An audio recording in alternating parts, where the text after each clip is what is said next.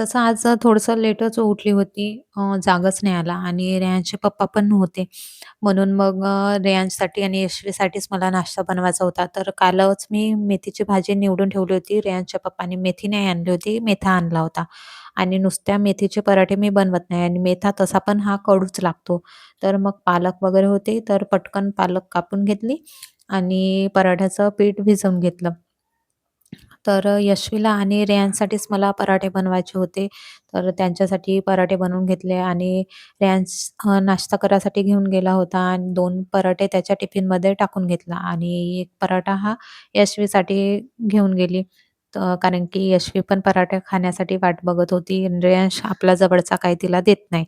तर तो हा झोपू-झोपूच पराठा खात होता आणि यशवी मी तिचा व्हिडिओ बनवत होती तर छान स्माईल देऊ-देऊ पराठा खाणं तिचं हे सुरू होतं.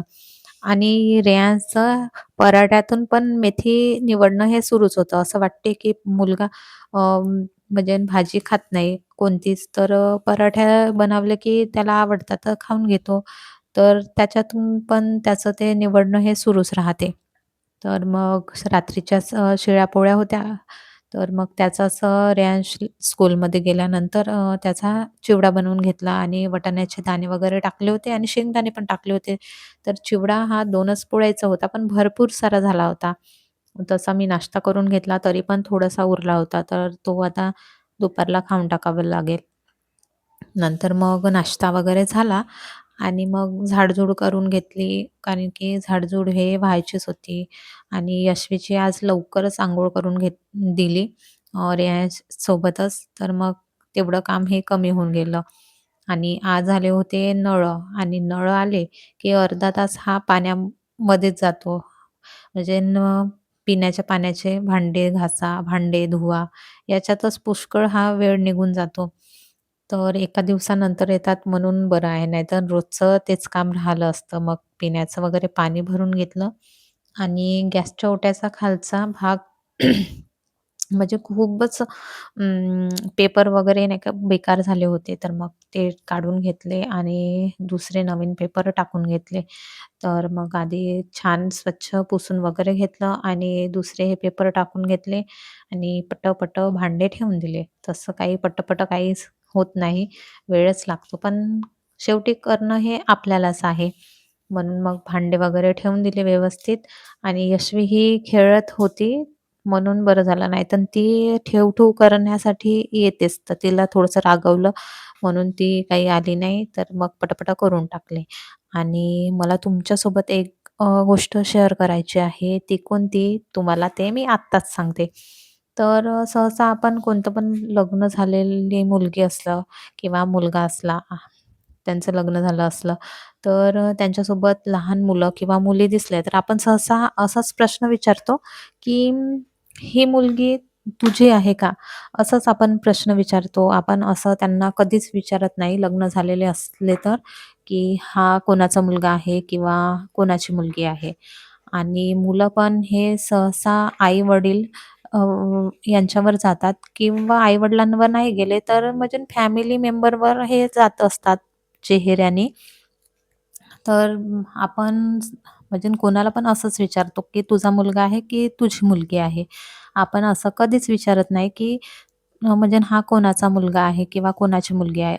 जे असं केव्हा विचारतो, जर ती मुलगी किंवा मुलगा लग्न झालेले नसेल, तेव्हाच आपण हा प्रश्न त्यांना विचारतो. पण लग्न झालेल्यांना आपण चुकीने पण हा विचारत नाही, की कोणाची मुलगी किंवा मुलगा आहे. तर यशवी ही तिच्या पप्पासारखी आहे पाहायला आणि रेयांश हा माझ्यासारखा आहे. तसा रेयांश पण आधी लहान होता तर यशवीसारखाच होता. मस्त छान गोरा वगैरे होता. 1 वर्षापर्यंत होता आणि जसा तो मोठा व्हायला लागला तर त्यातला माझाच रंग आला. तर माझ्यासोबत असं झालेलं आहे, की मी 2-3दा मला असं म्हणजे विचारलं, की ही कोणाची मुलगी आहे? माझीच मुलगी असून मलाच असं विचारलं, की ही यशवी कोणाची मुलगी आहे? तर मला म्हणजे चांगलं नाही वाटलं, की आपलीच मुलगी असून आपल्यासोबत असे कसे प्रश्न विचारतात, की ही कोणाची मुलगी आहे? तर एकदा मी हॉस्पिटलला गेली, तर तिथेच माझी 11ची फ्रेंड होती. तर ती म्हणत होती, की "ही कोणाची मुलगी आहे?" तर तिला म्हटलं, "मी कोणाची मुलगी कशाला घेऊन येईन? ही माझीच मुलगी आहे." आणि एकदा रेयांशच्या फ्रेंडची आजी त्यांनी यशवीला माझ्यासोबत 2-3दा बघितलं, तरी पण त्यांनी मला विचारलं, की "ही म्हणजे तुमच्या घरमालकाची मुलगी आहे का?" म्हणून. तर त्यांना पण म्हटलं, "ही माझीच मुलगी आहे, घरमालकाची मुलगी वगैरे नाही आणि एवढ्या सकाळी-सकाळी मी घरमालकाची मुलगी कशाला घेऊन येईल?" आणि एकदा दहीवाले आले होते म्हणजे त्यांना आम्हाला पैसे द्यायचे होते तर. पण ते पण विचारत होते, की "ही मुलगी कोणाची आहे?" लोकं असे कसे प्रश्न विचारतात तेच समजत नाही. तर रियांशचे पप्पा आले होते आणि त्यांनी कोऱ्याचा वडा आणला होता. हा कोऱ्याचा वडा आमच्या इकडे, आमच्या गावाकडे खूप फेमस आहे. तर मग यशवी आणि मी तेच खात बसलो होतो आणि रियांशला काही खाण्याची इच्छा नव्हती. कडक होता, पण तो नाही म्हणत होता खाण्यासाठी, तर मग आम्हीच खाऊन घेतला आणि त्याच्यासोबत कच्च्या कांद्याची चटणी असते, खूप छान वाटते.